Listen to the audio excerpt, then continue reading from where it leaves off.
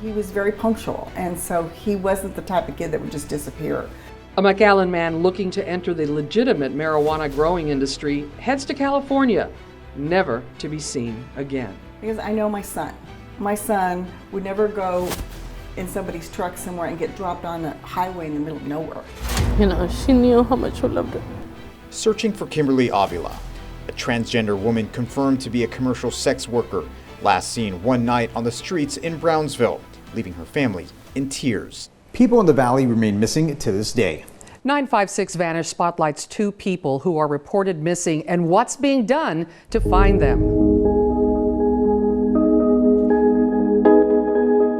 On December 12, 1984, Ramiro Avila, also known as Junior, was born in Brownsville, Texas, a border city with deep roots to the Catholic Church and to Mexico. Growing up as Junior, it was 3 years before the disappearance, Kimberly came out to her parents. The new name and new look could have shaken up any family's dynamic in the Catholic community. But for Yvonne Avila, her sister, the change didn't change a thing. She would tell us at the house, during the week, I'm Junior. Weekends, I'm Kimberly. Kimberly would go downtown Brownsville, which is a known area for transactional sex work, and would be the last spot where Yvonne would see her sister. This is the last place where I dropped off Kimberly on the night of May 13, 2017. I said, let's go home. Let's go home. You know, I had a feeling like something was not right. Let's go home. Last thing he told me, you know, she told me she would get off the truck and hug me and kiss me and say, I love you. Last words that day was, I'll see you in the morning. That morning never came. When Kimberly wasn't calling, her family went to work frantically, posting up flyers downtown with 2 photos, one of Junior and the other of Kimberly. One door they stopped at changed their lives forever when they met Oscar Lopez, who was in charge of the Valley AIDS Council at the time, and their office is in downtown Brownsville. I'm not much for being one of those people who believes in higher powers, but something drew us to each other because we purposely don't have too much signage on the door so that there can be privacy for people and for them to stumble upon us and ask for permission to put up flyers for their missing child who happens to be part of the community we target. Yeah, I think somebody higher up was, you know, possibly putting us in each other's path. A missing persons family is finally speaking publicly. News Center 23's Derek Garcia is in downtown Now that path Brownsville. quickly led to the first press conference. That first press conference was a packed house. Every media outlet was there, including myself, and many in the room suspected that this is not a normal missing persons case because of the red flags Oscar pointed out. Yeah, when someone who is LGBTQ goes missing, it's usually foul play. We think the worst, especially in border communities, in communities where machismo and transphobia are rampant. And so they were scared, and we were scared for them. May 25th, 2017, Brownsville police did a prostitution sting operation. And if you're following the timeline, the timing of that was suspicious.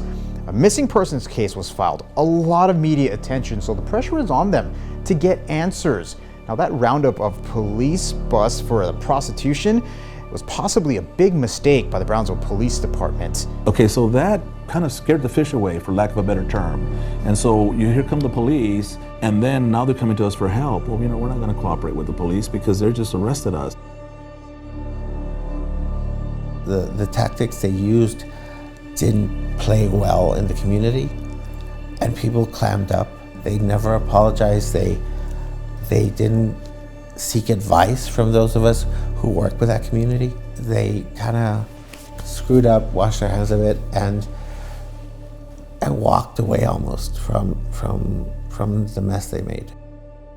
After the sting, radio silence to media. There were no tips, no leads, no answers to the questions that the family was asking that they were desperate for, until They're now looking for an anonymous caller. June 7th, 2019.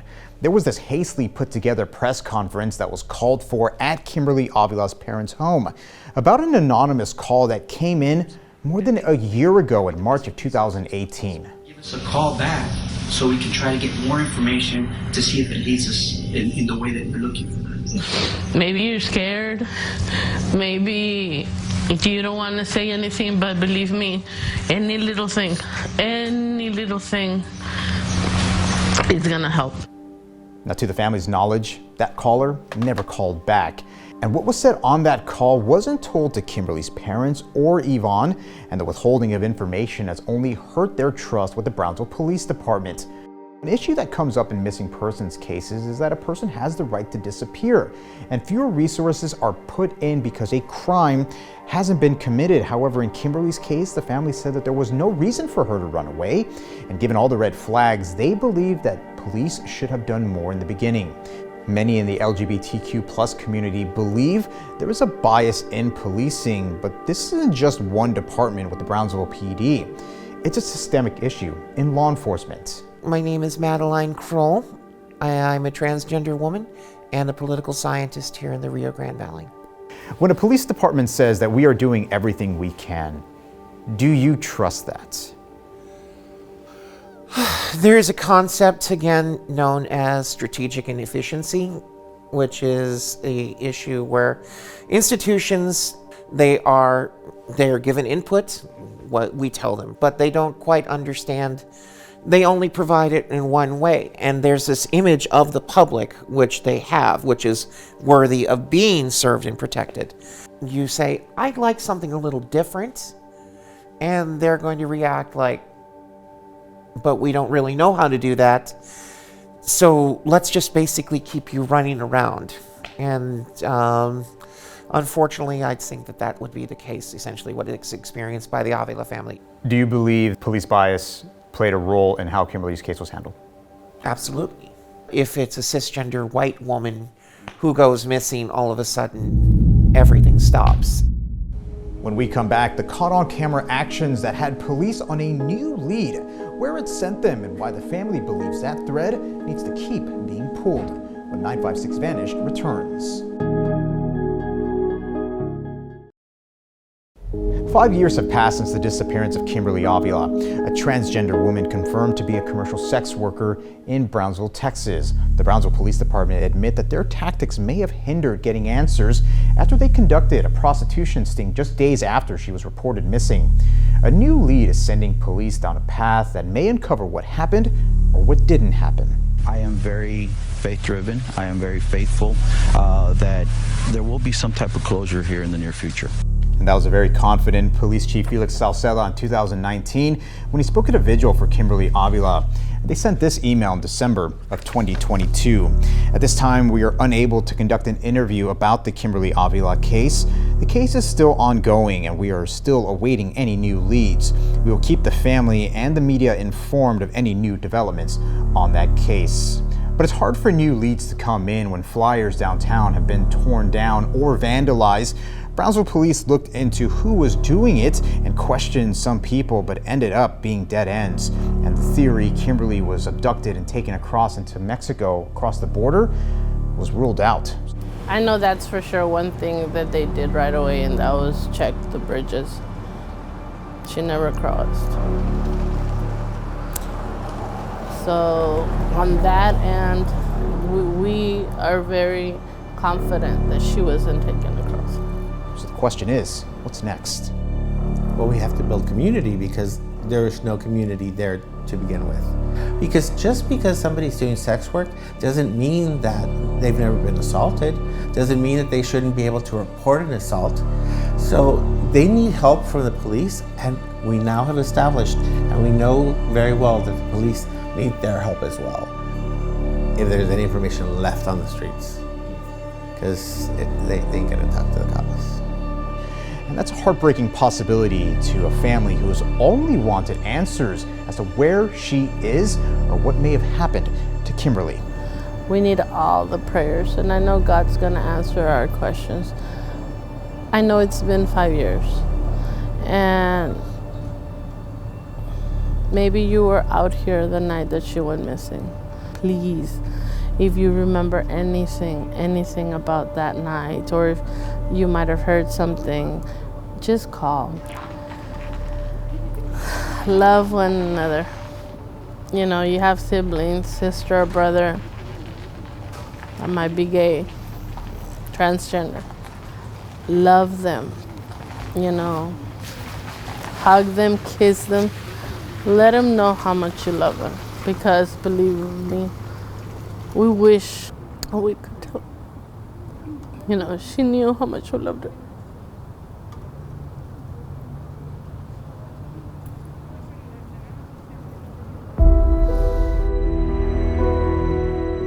Get your phone and call the police right now. A local mother's mission to find out what happened to her son, last seen in the mountains of California. Next on 956 Vanished, what happened leading up to the disappearance of Neil King. Our next story ranges from McAllen to Oroville, California, where that state ranks #1 in the nation for missing persons. 2 counties in Northern California have an unusually high number of missing persons. One county was featured in the Netflix documentary series Murder Mountain. The story involves the booming marijuana business. That area is where McAllen resident Neil Forrest King went missing in the mountains. And he says, and I'm going to be home next year, because that was in November. And I just had this really bad feeling, you know. And I told him I wanted him to come home. So, you know, he said he would. He was wrapping things up, and he already talked about this guy named Cheatham was going to buy one of his properties, and he had these others too. So I started feeling like, okay, things are going to change, and he's going to be home. But Neil King never made it back home to McAllen. He vanished on a cold March morning in 2013 in California, where he said he was on his way to a business meeting with Donald Cheatham Jr. Family and friends knew Neil was not the type at all to leave everyone behind. Whatever, he was very punctual, and so he wasn't the type of kid that would just disappear. There were many reasons Neil's family and friends knew Neil would not just disappear. He had very close relationships with his family, especially with his cousins. We spent a lot of time together. They would come down for Easter egg hunts down here, and here in Brownsville at my mom's house, and he hung around with his cousins a lot. And as he got older, he was very close to them as well. But it was always really fun to just listen to, you know, how life is in McAllen, and, you know, his friends and what they would do. It always just seemed, you know, I mean, he always knew how to make it, you know, really fun. Neil's best friend since grade school shared a story of Neil's compassion and how he always stood up for those he loved. I had a teacher who, I guess, kind of made like a comment like towards me in class that, I don't know, I just started crying. I've always been kind of a sensitive person. And, you know, he was very, like, taken aback by that. And he actually stayed after class and kind of, like, you know, told her off in a way. Like, he said that, you know, he told her that it wasn't a nice thing to do, but in a more forceful way. Neil is described as being very adventurous, ready to take on new projects. One day, he decided to move to Butte County, California, and venture into a new and fast-growing business, the legal marijuana industry. Well, he was in Austin at Austin Community College for a couple of years, and he always struggled with his attention deficit in school, and the structured environment at school was always hard for him. And so I think he decided he would strike out for California, and you know, they were legally growing pot out there, and he decided he wanted to go out and do that. And you know, he was 21, so I could just hope that he would come back soon. 4 days before Neil disappeared, he called his mother on her birthday. The next call she received was a week later from Neil's live-in girlfriend. Neil had been missing for 3 days, and she had not reported him missing. And I said, well, call the police. I said, call them right now. And she said, well, you know, I don't have a car. And I said, I said, what do you mean? I said, you don't need a car. I said, get your phone and call the police right now. I'm going to call you back in 15 minutes. And I called her back in 15 minutes and she still hadn't called the police. And I just got so upset. I was just kind of yelling at her. Gail immediately called Neil's older brother. I said, you need to drive to the Austin airport and take a flight out right now for Sacramento. So he did.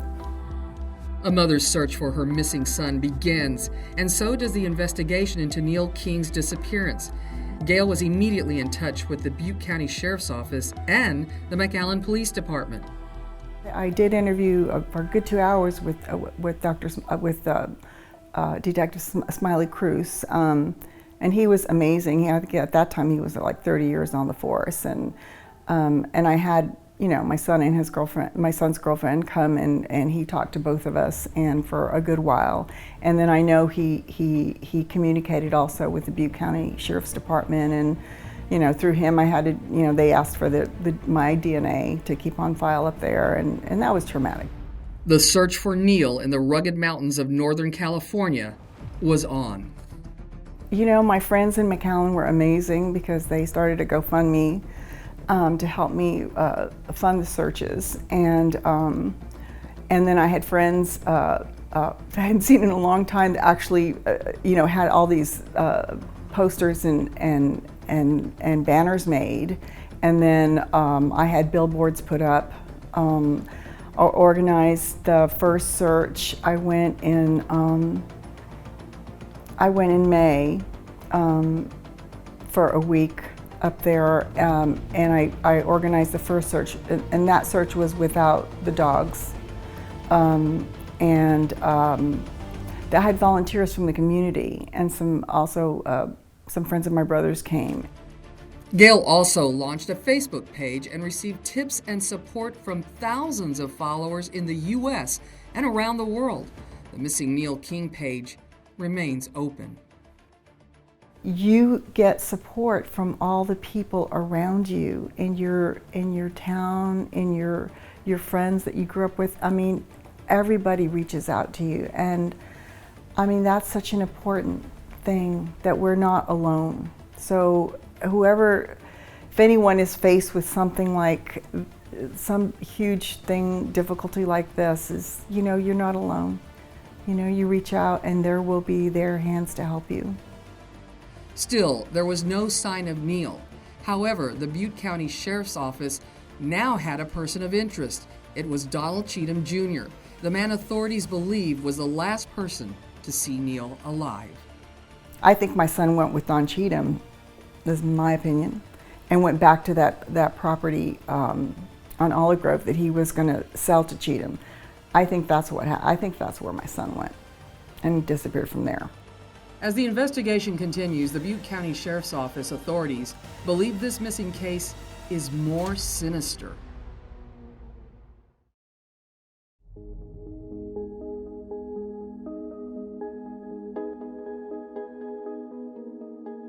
"24-year-old Neil King of McAllen went missing in Northern California in March of 2013 after going to a business meeting to sell some property.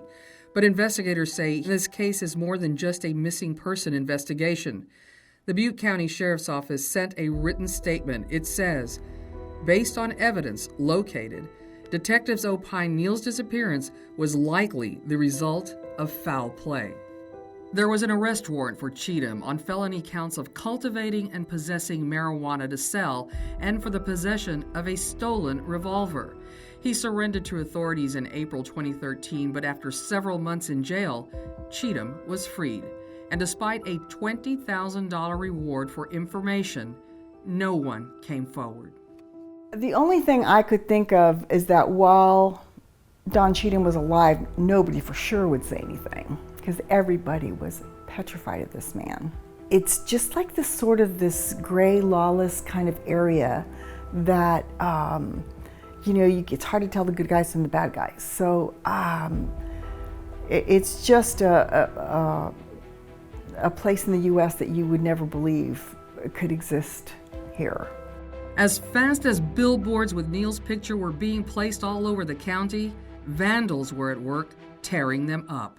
Who would do that? That is so cruel. I mean, like, who doesn't want this done? I mean, and I had a huge banner on his property, and they had taken it down, and I went and put another one up. So, I mean, you know, you're dealing with the good people that helped you, and then you've got this whole other faction of people that are maybe involved or working with Don Cheatham somehow, that he said to go do this. I don't know. But it's shocking. Neil's truck was found parked outside of Don Cheatham's house. Neil's belongings, including a jacket for the Cold Spring day, were inside.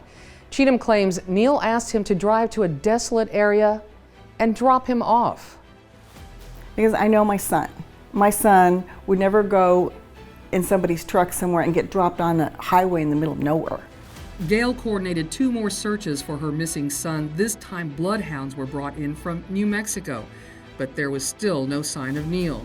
In their statement, the Butte County Sheriff's Office says their investigation has been very extensive and they are committed to solving Neil's case. We very much want to bring closure to Neil's family and friends. Our hearts go out to Neil's family, and we are hopeful your media coverage will renew public interest in the case and ultimately result in justice for Neil. You know, I was so gratified that they said, and they, you know, how much work they put into this, and I think in their hearts that it's sort of like that they want resolution more than I need it. I mean, because they're on it every day. Neil's cousin Patrick and friend Jordan say they think of Neil often. And the fact that there was really no, you know, concrete closure for it, you know, you can always just think when you're in someplace new that, you know, just a passing face, you think maybe you catch a glimpse of them in somebody else, but, you know, it's always going to be there, just kind of in the back of your mind. I definitely miss him for sure. I feel like he had such a presence, you know, as a person that, like, I still, like, I have a very clear, like he's still clear in my mind, and, like, it's almost like he's, like, still around in a way. Neil's mother says she's come a long way emotionally and spiritually after many dark days after Neil disappeared. You need to find grace in every day, and you need to find a way and decide that you're going to be happy. It's a choice. We always have a choice. And that's what I feel that this has taught me, that we have a choice in life. And, you know, that's where you can feel you can move on. That's what gives you the traction to get past things. So, and that's how I've managed to live my life since I lost my son.